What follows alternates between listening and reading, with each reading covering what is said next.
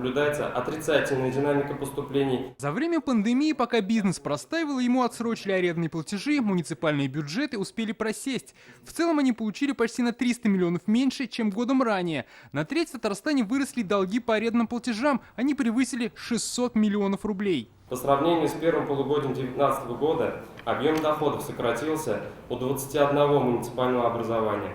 При этом 75% от общей суммы снижения приходится на Казань.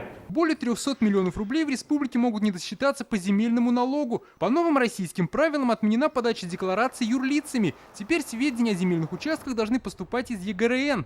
Вот только в реестр не все внесли сведения. Данные о границах есть только для четверти населенных пунктов. Примечательно не оформлены и некоторые кладбища. Чтобы делать в части кладбищ, в принципе, работа уже продвинулась. Артурович у нас более подробно, в принципе, можно сказать. Остался сегодня около 350 кладбищ. Также сегодня сообщили, все государственные унитарные предприятия республики работают в плюс. Больше же половины муниципальных, а их свыше 100, убыточны. Как говорят, где-то нужна реорганизация, например, в ООО, где-то провести аудит.